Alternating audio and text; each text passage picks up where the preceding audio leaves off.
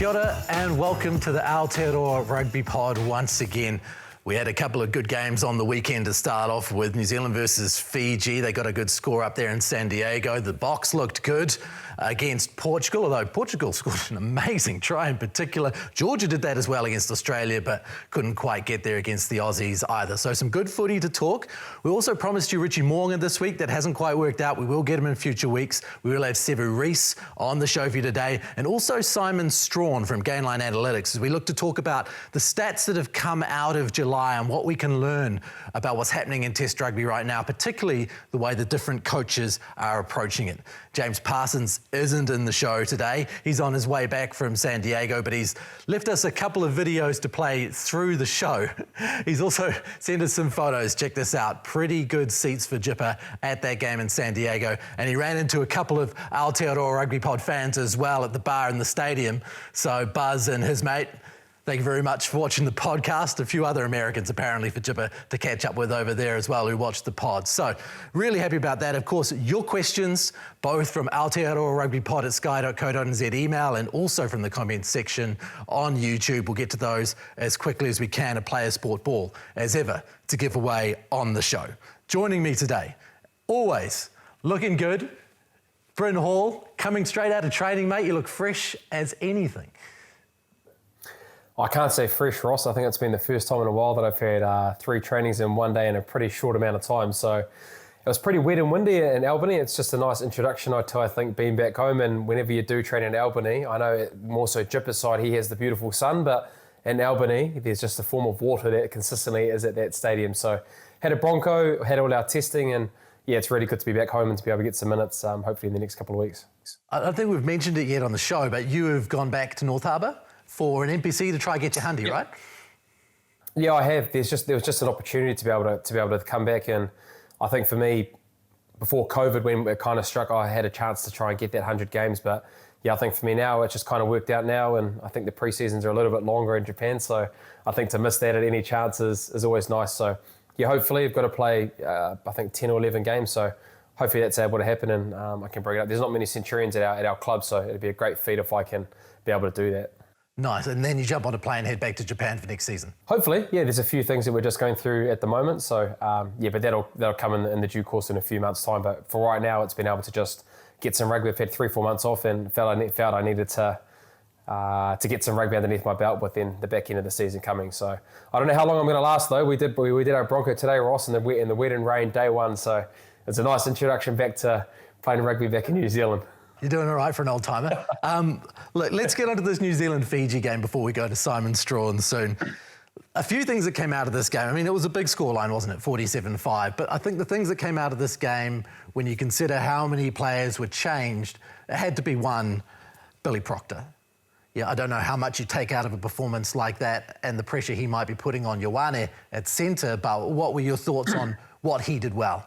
Oh, look, he couldn't have done anything better. I think he pretty much just did exactly what he's done at Super Rugby and did it very, very well. You look at the defensive read that he made and the line speed pressure that he's able to put on and the shoulder and the contact and defensiveness that he does have. He was outstanding in and around that area. I thought his distribution under pressure was really, really, really good. And I think it's a really important trait to have, I think, with what this line speed pressure is going to come. They probably didn't get that to the extent with the Fijians, but there were times there where not only him, Billy, but I think Beauden Barrett was really good in and around that space. Untitled Brown on the edges, being able to get the ball to width. They were able to do that. And I think his running game as well, Ross, he was really decisive. And when he made his decision to go for the opportunity, he was able to break through. He ran some great lines. I think he ran a great line early doors off the line out off Anton Brown. So I know that Anton Brown has been really good in and around that number 23 space. So you'd have to think if Billy Proctor, if he is going to play, it's going to be probably starting and then he's fighting it off for whether Anton Brown is at that 23. But in saying that, look, those two together, combination-wise, they were very, very, very good, very solid, very influential in all parts of the game. So in terms of a combination with those two working together, it gives that coaching staff some more thoughts around that. But I think that England hadn't been able to have 2 test match wins with both Barrett and Ioane. You'd have to think they will get another crack. But Anton Brown and Billy Proctor, they're not far away. If that form drops just a little bit, those guys have put some runs on the board to ask those questions with those coaches. The other combo we saw on the weekend was D-Mac at 10, Damien McKenzie and Barrett back at 15 instead of coming off the bench. Were you relatively happy, and what about their combination did you think worked? One of them was Sevu Reece's try. You look at Damo's work rate and then get into position, and then Barrett's ability on the weekend to be able to get the ball to the space when it was required. And it wasn't just line speed pressure, but it was just when people were in his face, he was able to get that ball away under duress, which is really important, and it's something that I think can be moved forward even against line speed pressure to get that ball away. We saw that with Proctor and we saw that with Barrett, and I thought Damo again influenced really well. He did some really good footwork early on off the back of the hinge player, went through a bit of footwork and then gave it onto the outside, and he was able to roam as well. There was one try that he did do. It was actually the no try.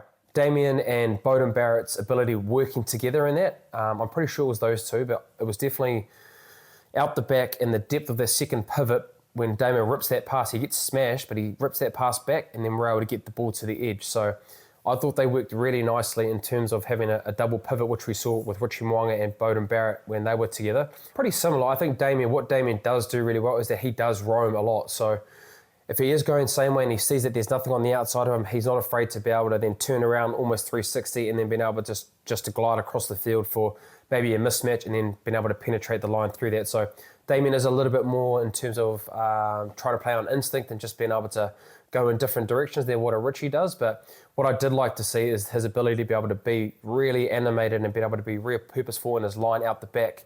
You look at Ethan Blackadder's ability with him getting out the back, Damien catch it on with his hands in front and then being able to go around the corner to attack that fourth, fifth defender.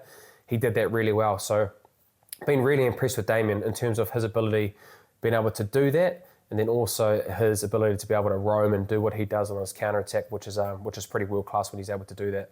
Damien's a fan of long kicking, and I think he probably got a bit of criticism, certainly in the commentary early on, for kicking long, and then he kicked to a bit of width with cross-kick, and then a try came not long after it. Can you explain the importance of that long kicking? Because at times it seems aimless, but it's obviously trying to achieve something. The difference with the long kicking and the contestable game, you saw probably in the English series, our contestables off Damien were just a little bit too long. So if you're a consumer or you're a viewer watching that, then it is kind of seen as like an aimless kick. But there were times, even with our nines as well on the weekend, we were able to get up into that contest zone where it wasn't too long, and then England or a Fiji are able to then attack off that. It was able to get Caleb Clark in there, tap it back, or whoever's been able to get that ball on a contestable was able to try and get that ball and been able to make it more of a 50-50 contest for us to be able to get the ball back. But then also kicking long as well. Sometimes when people say, why are we kicking it long and they're catching it on the full? If you're going 5, 6, 7 phase, in a lot of those times against England, we were going that 5, 6, 7 phase. And if you're not going to be able to penetrate, you're going to start falling into a trap of being able to get maybe a little knock on, or someone's going to be able to get a really good chop tackle, and then you're going to be able to get a steal in, and then it gives them the momentum with the penalty. So sometimes just kicking long, even if it's inside their 22 and we've booted it really long and they've caught the ball on the full, if they end up being able to try and kick that out, best case scenario, usually it's around the 50-metre line or 45-metre line, which in turn ends up being a positive gain if we've kicked it from inside our 30. So I think it's the balance in terms of if we're not going where we need to go. The contestable was a lot better on the weekend against Fiji, and then the long kicking game that Damien has, Bowden has, or even Caleb Clark or Sevu Reece are able to kick on the edges. It's just been able to be adapting and adjusting with what the pitches are in front of you. And our kicking game, I think, is going to be massive in this next block, 12 months that we have with the All Blacks right now, especially with gain line pressure, Ross, that we'll probably touch on. But if you're not getting the gain line ascendancy, which we probably haven't been able to do against high line speed pressure and physicality teams, you've got to go to your kicking game to be able to get some more pressure and exert pressure on the defensive side. That takes me to our first question from Chris Minto. Chris has talked a little bit about how the All Blacks have struggled at the breakdown to really get in and get over the ball and get some dominance there. They're often isolated when they're being lateral. And his question was, whether we need to fetch the ball more, straighten up the attack, tighten up our defence against cross-field kicks. He's got a few things he's seeing there from that game that really worry him. What do you think about those things? I definitely think the backfield is a bit of a work on. I think teams are seeing that defensively we're actually pretty sound in terms of our collision work and being really disciplined in terms of that structure, whether it's, usually it's two people that are in the tackle, so it's either someone that's going to be chopping low and someone that's high, being able to, try and win the dominance around that collision area. And then off that, been really disciplined in terms of how many people fold, how many people stay, and having a full line that's really engaged. But I think at the moment, maybe our backfield cover, whether it's a 10 or a 15, one guy might be a little bit too high, which in turn we saw against when Mark Talia got that crossfield kick against Mbosso. Stephen Perifeta had to make that tackle on the far side, which in turn brings Damien McKenzie more to the centre of the field, which isolates a Mark Talia. And if he's inside that 15 metre line, which is usually a guideline for viewers, is that if you're inside that line, a number 10 and a winger, that's your pitcher to be able to then go to the backfield. But then I even look at on the weekend with the Fijian when they scored that crossfield kick, we were actually in a really good position, but I think it was just a really good aerial win with the ball in hand. And then Sevu Reece just probably knocks off just a little bit in the inside, and then we're able to give the offload. So I don't think the try that the Fijians scored on the weekend was actually I don't think it was actually worse than what we saw against English. The English was probably something that we were a little bit better, a little bit worse. And the reasons why I've given you why, it's how important the pendulum is that you're all in line, you're all on the same page, and you're not overplaying your hand on one side of the field, because that's what happened with that Mbosso try against the English in that second test match.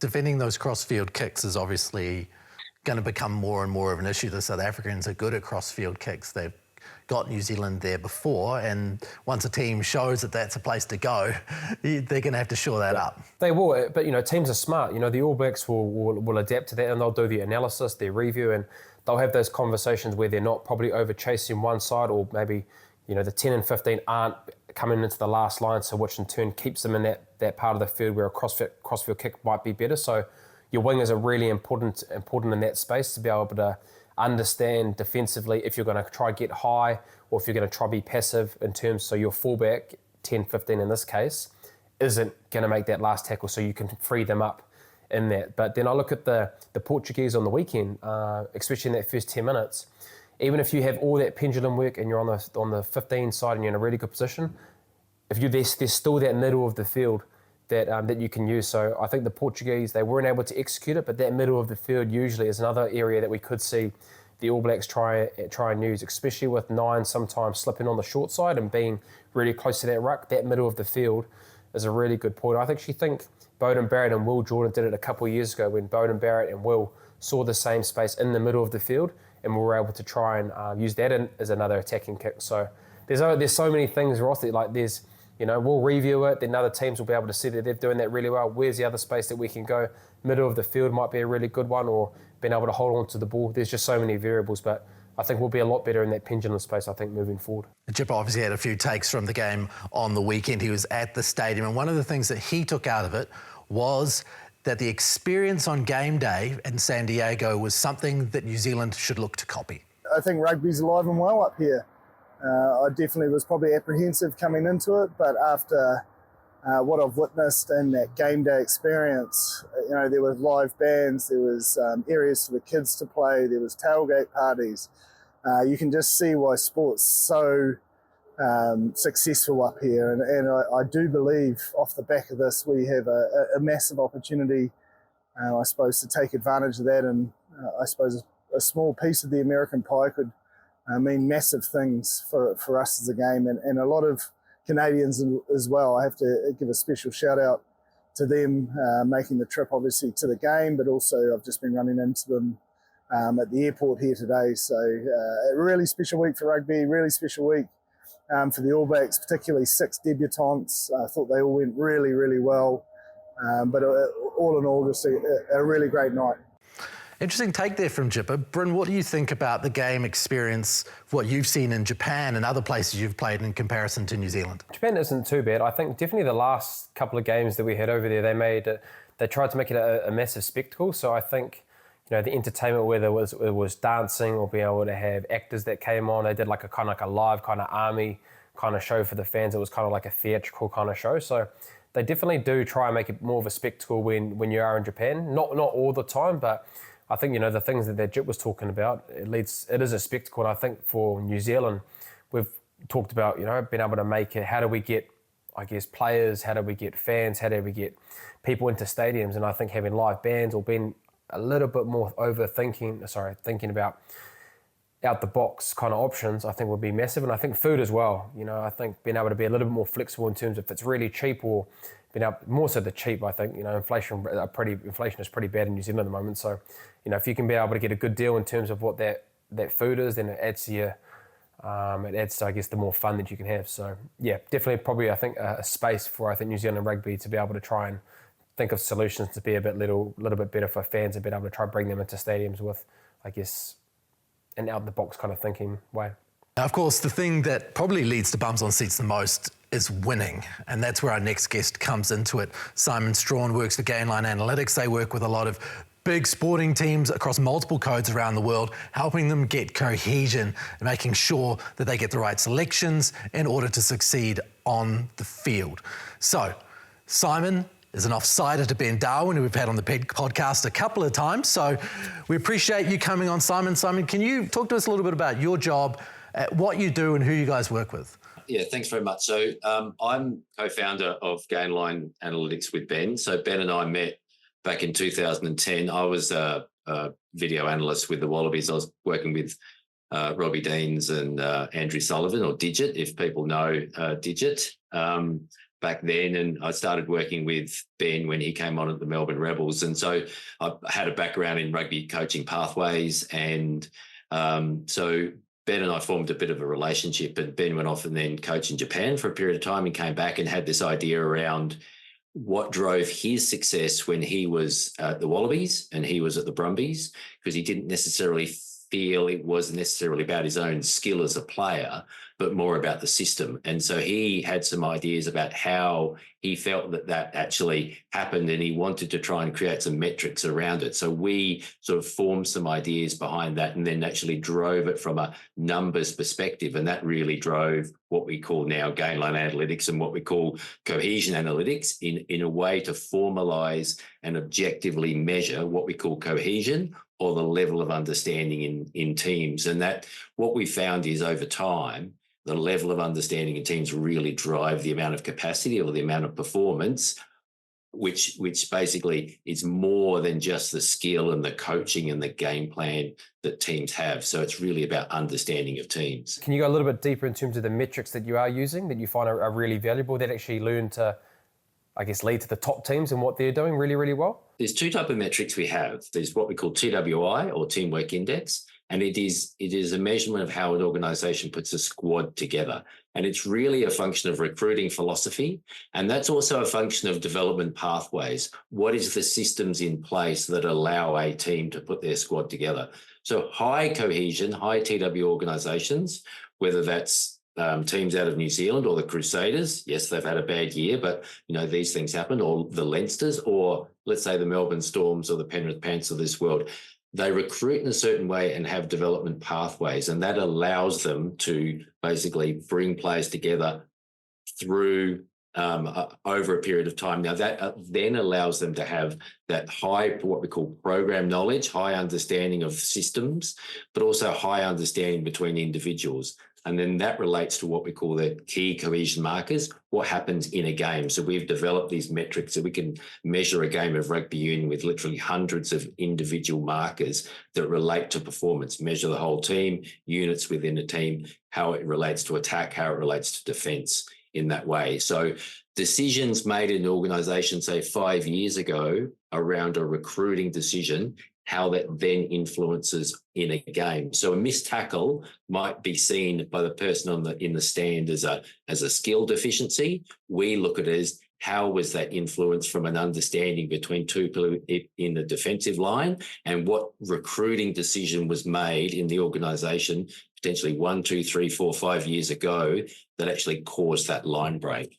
So that's effectively cohesion analytics. And that's why ultimately for us, it's a governance tool to allow organisations to make those long-term decisions that allows that in-game situation to be much more efficient.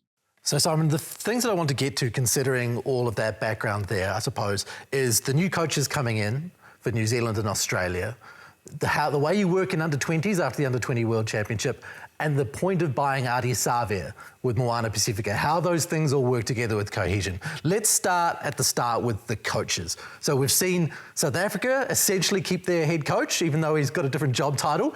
We've seen Ireland keep their head coach. Then with New Zealand and Australia, we've seen new coaches, but we've seen two quite different approaches to their selection. If you're a new coach and you want immediate success, leading towards longer-term success, what are the key things that you need to do as a coach in order to hit the ground running? It's a case of let's transition into what we want to do without making a massive amount of shift, because if you change the way you're playing and you change the players, it's going to be chaos. You don't know necessarily not what's not working. And so I think there is a transition of the way they play, the All Blacks, and there's going to be a transition of players at the moment. It's going to be a bit scratchy. It has been a bit scratchy to start with, but you're always going to expect that. So it's a case of understanding what you have and being able to make decisions around that going forward. And also part of that is going to be at what time are you going to make that transition? Interesting thing about South Africa, I mean, they've had this advantage of having this core group together for such a long period of time because they brought them together at the same time. Now they're going to have this situation where they're going to have to transition that group in a big chunk. And that is a massive challenge for them, how they transition that group towards 2027. I think it's all been acknowledged, even Rassi acknowledged it, that they aim for 2023 and 2029, the 2019 World Cup was almost a bonus for them. You know, they were absolutely competitive then, but they won it. But how they transition post into 2027 is basically really critical for them. So that's interesting because when you look at the weekend just gone, you saw all of the big nations playing against a bunch of smaller nations, at least the Southern Hemisphere, and you saw mass changes in squad, and you saw whole new teams and combinations across the board, some big scorelines, maybe some not so much. When you're looking to blood and bring in new guys, are you better to drip feed or do you gain a lot from just basically changing an entire team to take on Portugal? So you get this trade-off. Yes, we want a blood, but you get a drop in performance. So a really good example of that is, and Bryn, you talked about it before, the dilemma at 13 at the moment in the All Blacks. So at the moment, the thing with the All Blacks is the attack spine launch, so that 8, 9, 10, 12 is relatively low when it comes to that capacity at the moment for the All Blacks, because there is not a really strong attack spine launch in Super Rugby in New Zealand at the moment because of the nature of churn and the nature of people leaving. And so outside of that attack spine launch, Ioane hasn't really had a good run, especially with that really strong defensive England team. Didn't get much of a chance. Now, Billy Proctor plays on the weekend against a less defensive team, and he gets a really good run from it. And so that's where that context comes to it. Yes, he had a good opportunity to get a good run, but it was a completely different context. And so that's where having to make decisions about who's playing and the strength of the opposition, that's when the coach has to really think about how he then uses that information to take into account for selection in the future. I'm presuming that maybe having the spine would be probably the most important things where you want to have that kind of continuity and then being able to bring maybe other players in at other positions that aren't so demanding in terms of game management-wise. Would that be an area where you'd want continuity and then, I guess, outside of that, being able to pick at a few players, being able to have chances in certain other positions? In a perfect world, yes. Yeah. Because your attack spine, especially attack spine launch, is really the thing that controls what you do and how you play. One thing that we've been talking about is that gain line percentage. If your attack spine launch is off, if it's just taking the extra split second more to make the decision, you are not necessarily making the decision on who the next runner is going to be. And so by the time you have made the decision, the defensive line is up on you. And so you're not necessarily getting that next runner through. So without that attack spine launch basically playing to capacity, it's going to affect the game in those other ways. And part of that is your ability to attack really quickly. And so having that part of the game functioning quite quickly is really important. So I'll give you a stat. Only one Super Rugby team has ever won a Super Rugby title with an external number 10, whether that's a 10 that hasn't debuted for the Super Rugby team or that hasn't come through their system. So it just shows you how important sort of that critical part of the relationship, the decision making is for a team. Which team was that, sorry? Yeah, what team was that? That's Chiefs with Aaron Cruden. Right, because he came from the Canes. Yeah, he came from the Canes. Yeah, Manawatu into the Canes. But with Aaron Cruden, I suppose the difference was that he had played with Dave Rennie in the under-20s. So the cohesion, I suppose, to the understanding of what he wanted in some ways was already there, and that's what led to the success. Yeah. And if you look at Billy Proctor then, and you look at the fact that he plays regularly with Ardie Barrett inside him, giving him a crack in the Rugby Championship instead of Rieko Ioane is hardly a risk. No, not at all. And I think that's when I looked at the bench with Billy Proctor starting, and then I looked at the bench and I felt that if there were issues later in the game, there was an ability to mitigate for that. You bring Ardie Barrett on, you give Billy Proctor some confidence in that. And so there was a way to negate that if there were going to be any issues in that. And I think in the back of I believe it's very hard for Razor coming through the system that he's come through not to be thinking about these things. And I know he intimated it in the first interview after the first England test to know that the All Blacks looked a bit rusty and there were reasons behind that. I believe he's thinking about these things in the same way that Joe Schmidt's thinking about the connection, the cohesion, and bringing guys through in combinations. Simon, when you look at the nature of the test window, it used to be that in July it was probably deemed by Southern Hemisphere teams to be a little bit easier. Then the Rugby Championship was considered the hardest part. Then the November window, you'd go up there and you'd mix and match. The All Blacks at times would play completely different 15s and come away with a grand slam, you know.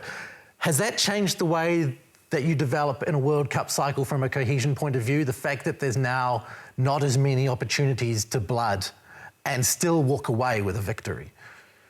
Yeah, I think so, because there's less opportunity now, and as you say, less opportunity to develop the team. I mean, that England team that came here, literally those players started playing together in August last year. There was some stat about the amount of minutes that Maro Itoje had played up until the end. And you could arguably say you could see it at the end of that second test, that he was pretty well done for his season at the end. But they were strong, and they'd have a really long season for it. Now, what it means is, without those easier games, it means it's the importance of what's underneath comes out, about the strength of the cohesion of what you're selecting from. And that's always been the All Black strength. It's always been the strength of the New Zealand system, that it's basically pointed towards the black jersey. And this is where at the moment it's not necessarily as strong as it has been. And so that's where the All Blacks now are doing a bit more of the heavy lifting. They are doing more of the cohesion development in the first team as opposed to it coming through the system. And so, which means there's less room for error. So that might be a few more drop games and a few more having to accept that in the lead up to ultimately 2027, the next round for the World Cup. Because ultimately, if you win the World Cup, sometimes you forget what happened on the way. You look at probably Eddie Jones as the example when he was there, the clutter that I think the players that we saw when we watched them, guys missing roles, missing cleans, not being able to really be, I guess, have a clear understanding around what their role was. And you look at Joe Schmidt now, I know it's only a 3-match series, and I know they've played a lesser opposition of Wales and Georgia, but to get wins, to have confidence, knowing Joe and hurting what he's like, the attention to detail that he drives, the clarity and being able to have that's really, really important to get that right. When you have the cohesion, you're building confidence in terms of playing every single week like you're going to have with the combinations. I think the clarity and I guess the detail and preparation, I think, is a massive part if you're having a new influx of players coming in to be able to get that right, to be really decisive come Saturday when you've got a test match. Two things so far with the Wallabies is winning just makes it easier to make your decisions, because once you're winning, you're not being controlled by action bias. You're not being forced to make other decisions. But also the Wallabies teams that Joe Schmidt's selecting are much higher cohesion than it has been for the last 12 months. and that's not necessarily hard to do considering what was happening last year. And so he's gone back to core club Super Rugby team combinations. I mean, you just have to look at the bench in the second game against Wales. It was the Queensland 9, 10, 12, 13 in the end. So there are some core combinations out of that that he's working through. And he's talked about that. And again, coming out of Ireland, you can't help but think about that. Coming out of Leinster into Ireland and just the nature of the way that they're built. When we look at Ireland, you mentioned the Boks have got an ageing team and that's their challenge. We looked at New Zealand and Australia.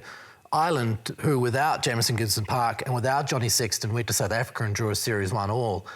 Out of all of them, in the way that you're looking at consistency of selection up until now, consistency of coaching regime, are they in the best place out of everybody looking 4 years ahead?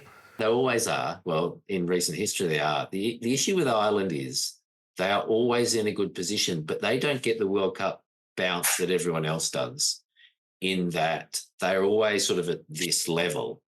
And everyone sort of sits underneath, and Ireland's up here because of their system, but they don't get this boost coming into the World Cup, but everyone else basically gets this extra boost because of the time together. So everyone catches Ireland come the World Cup. And so that's why, even though Ireland can sit between World Cups as one or two in the world, they don't necessarily kick on come World Cup time. And so there is a slight little issue with basically the way their system comes together in that way. So from a 4-year cycle, on average, they're a great team, but they don't necessarily get that boost because it's a law of diminishing returns.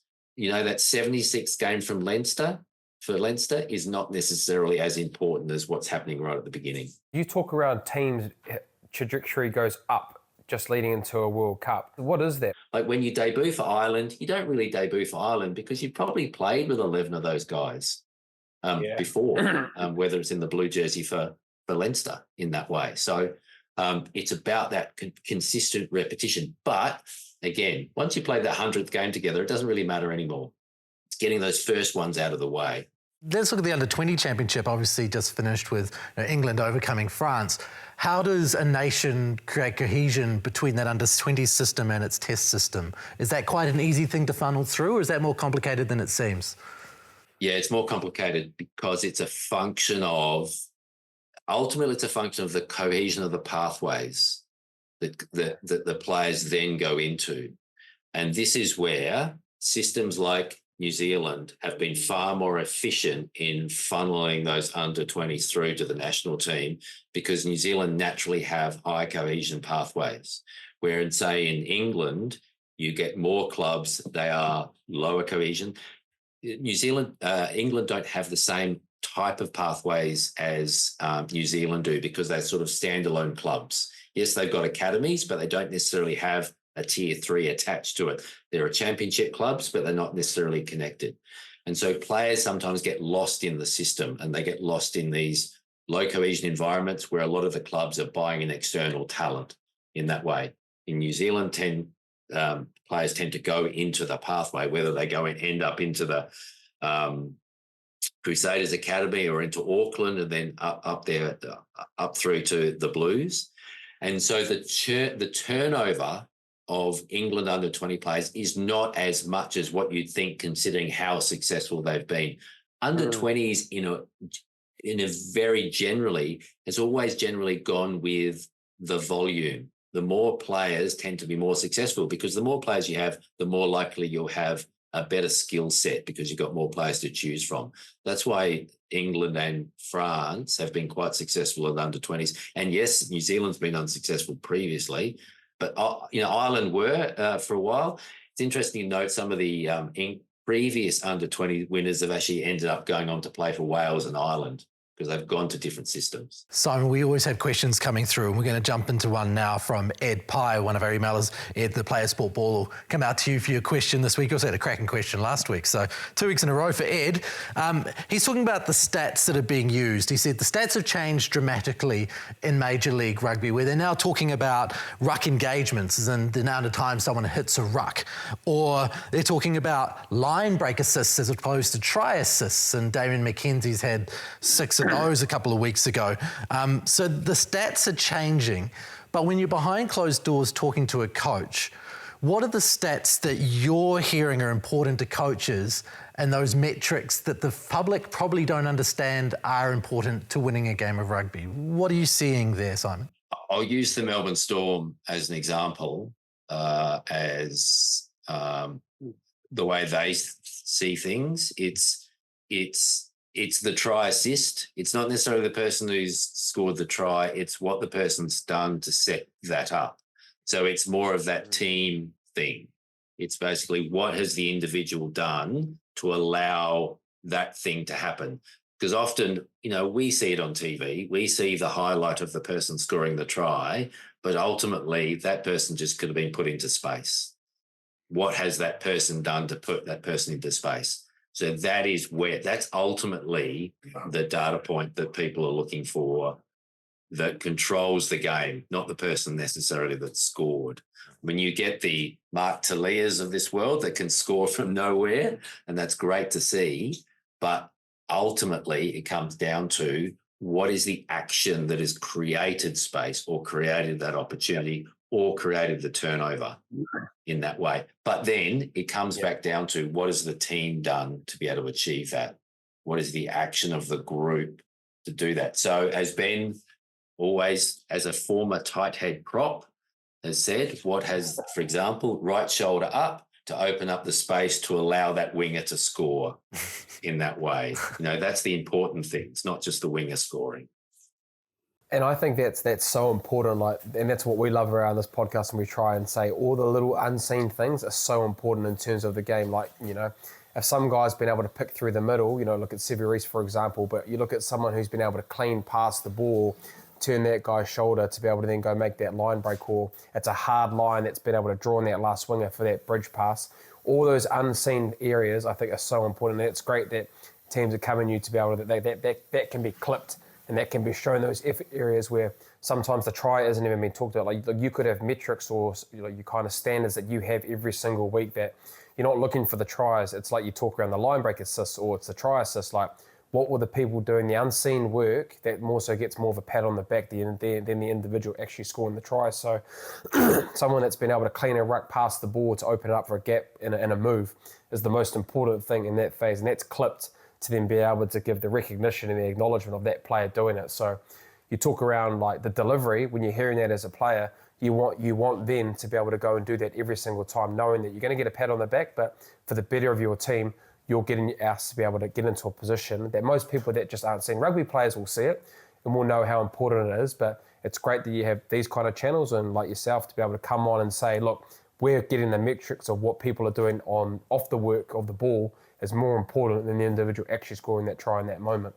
Simon, before we let you go, I just want to talk a little bit about Ardie Savea. So big news, Sunday comes out. He's signed with Moana Pasifika, leaving the Hurricanes, heading to a club.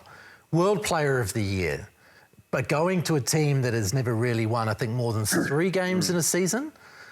What do you achieve in a club by signing a player of that stature as far as trying to get wins on the board, etc.? So ultimately, playing performance is attack and defence. The better defensive a team is, the better they perform. Weirdly enough, players are only ever signed on their attacking ability, and rarely is anyone ever signed on their defensive ability. Teams, basically defensive ability is a manifestation of the team in itself. We know that cohesion manifests itself strongest in defence in rugby league.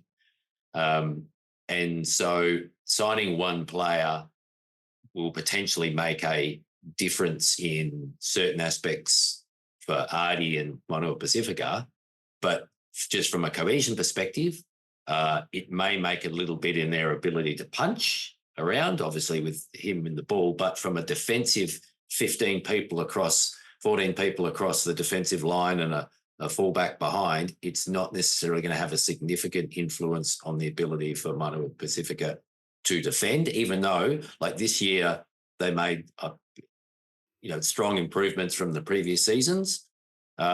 So yes, expectation, Ardie Savea is a fantastic player, but from a collective perspective, if they don't improve from a general overall understanding perspective, they'll still be shipping 30 points a game.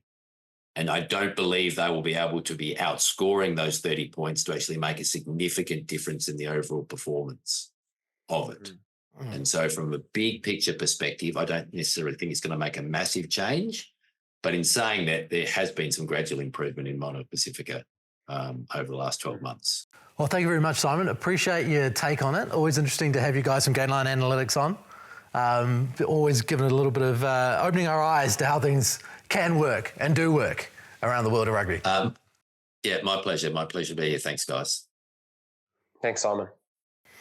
As promised, we're bringing plenty of All Blacks to you within the show over the coming weeks. Sevu Reece, All Blacks winger who came back from injury this year, has come onto the show. It was an absolute pleasure to talk with him in the weeks leading in to the July window.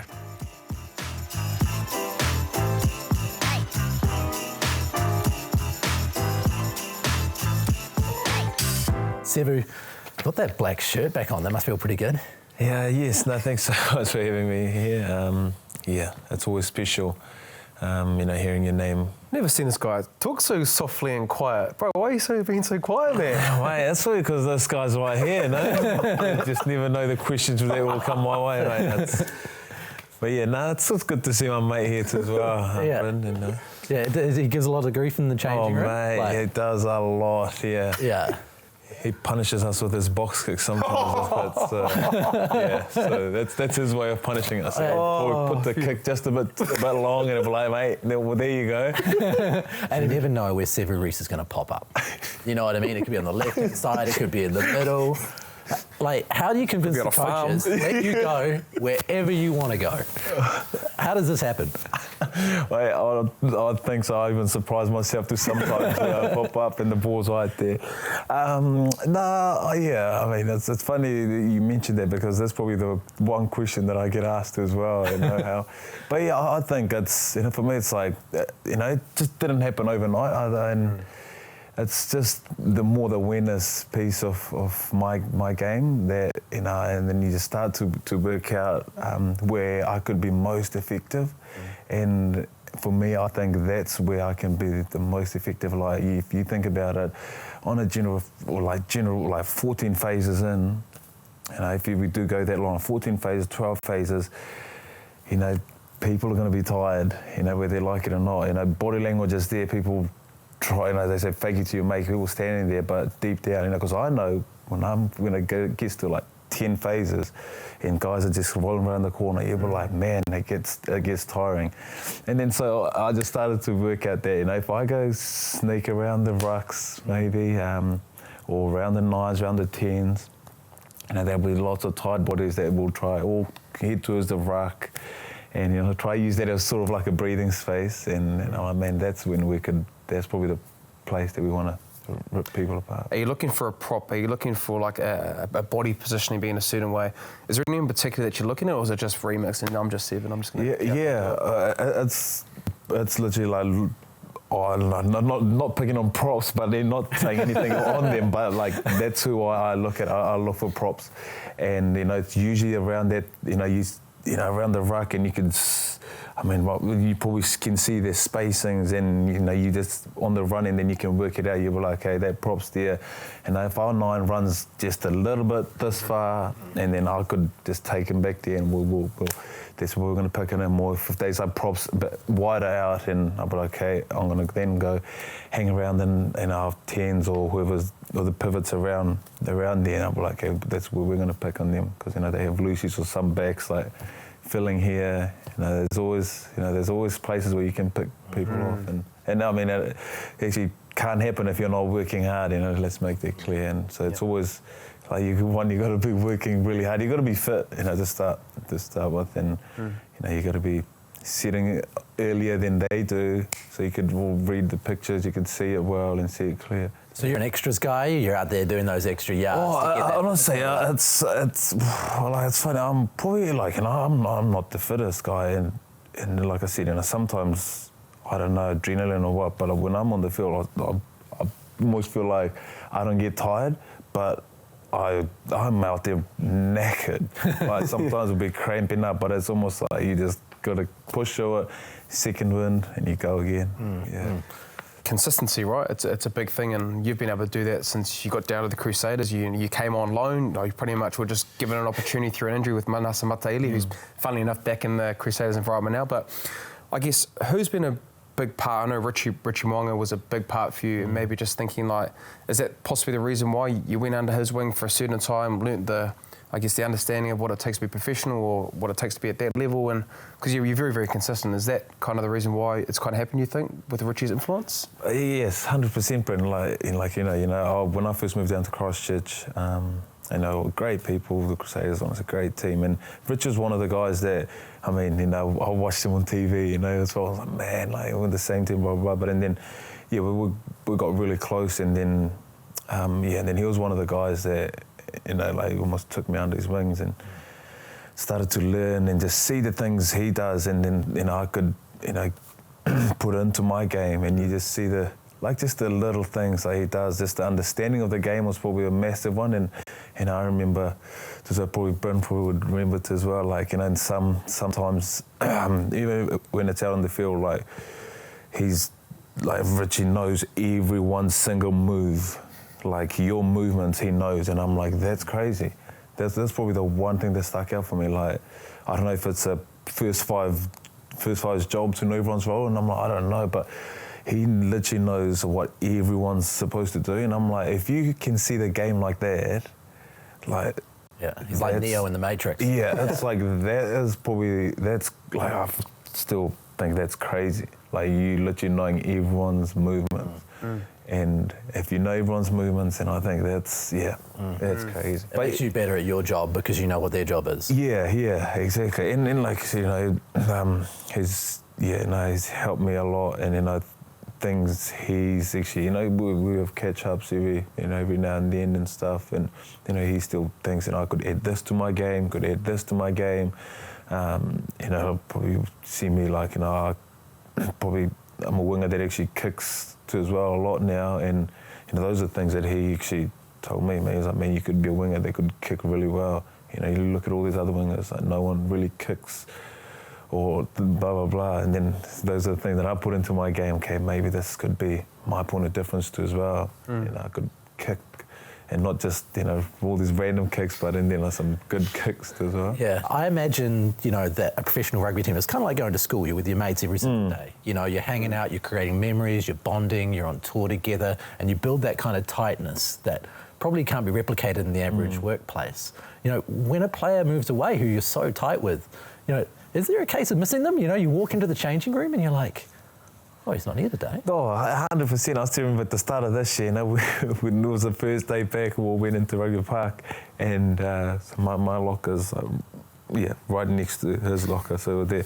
Then I walked in, sat down, put my bags, and then I looked up, and then, like, his name was in there, and I took a photo and I Snapchatted it to him.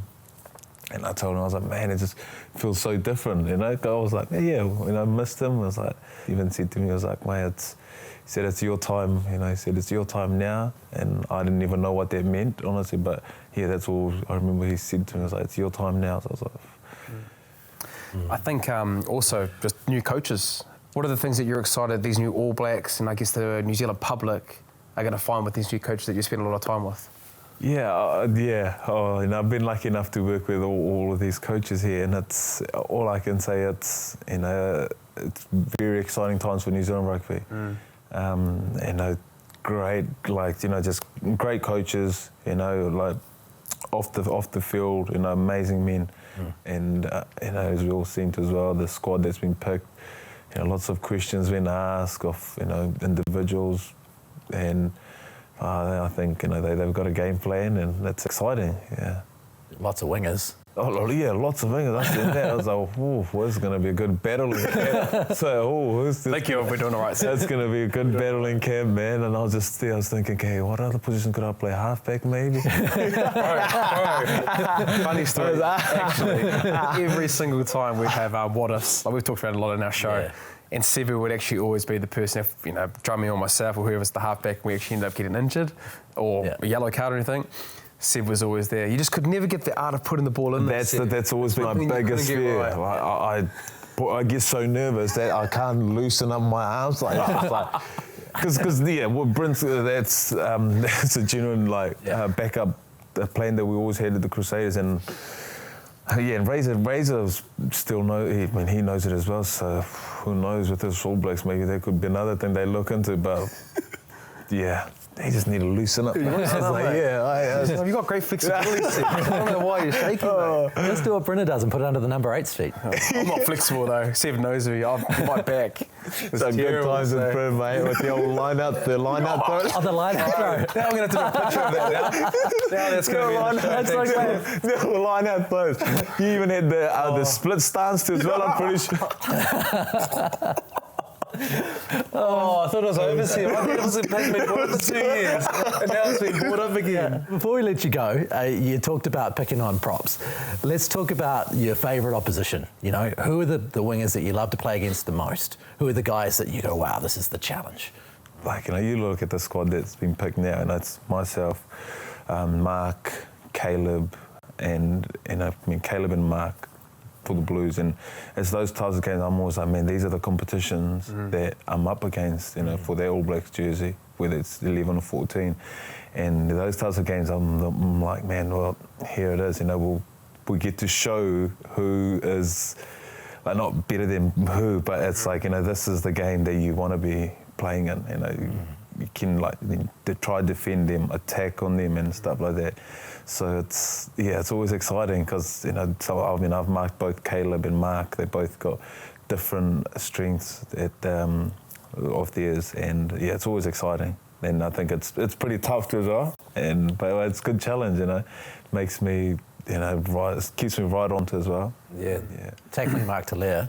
Yeah. Can you even see him he just yeah. Was he covered in oil? No, he's like that. But it's, you guys obviously. But when you see Mark, he's got massive hands. Yeah. If you're wondering why people get pumped off, he's got massive hands, and it's if you are not expecting it, you'd be sitting down, you'd be sliding across left, right. He's got massive hands. Yeah. Whereas on the other hand, Caleb is just almost the same as just powerful ball carrier. Go inside and take on a prop instead. Well, thank you very much for your time, Sevu. We really appreciate it. All the best for the test season coming up. Cool. Thanks so much. Thanks for having me. Thanks, Sevu, brother. My man. Gee, Sevu's a bit of a spark plug, isn't he, Bryn? He's got plenty of energy. Oh, he's definitely got energy, Ross. So, it was really nice to be able to catch up with him. And I think, from that story, Ross, I think his ability to be able to come back where he was from, I think the injury in terms of what his position is to be able to have the form that he had for the Crusaders, and even now in that English series and that Fijian game of the weekend. But, he is a spark plug. I think he has won a few awards in terms of being the class clown when I was at the Crusaders. So, it's great to see that bubbly energy, and the All Blacks are going to get the best reward with that within the next, couple of test matches and for the rest of the year. Thanks again, Bryn, for joining us on the show. We'll catch you next week as ever. Look forward to it. Thanks, Ross. And thank you all for joining us once again on the Aotearoa Rugby Pod. We really appreciate your emails, aotearoarugbypod@sky.co.nz, getting the chance to win this Players Sports Ball. And also you can send us a message. We trawl through those comment sections. Don't worry about that to see what you have to say. We fit in as many as we can into the show. Of course, it doesn't always fit in with the theme of the show every week. And in the coming weeks, as we go head-to-head with the Olympics and try to take the Olympics down, well, we're going to get into more of your questions because we've got a few left over that we haven't been able to get to yet. So please stick by. We'll get some more of your questions in the coming weeks. We've also got more All Blacks to come. We'll have Damien McKenzie on the show next week. So look forward to doing that. James Parsons will be back in studio as well. So thank you very much for watching us across Sky Sport platforms and across Rugby Pass as well. Mā te wā.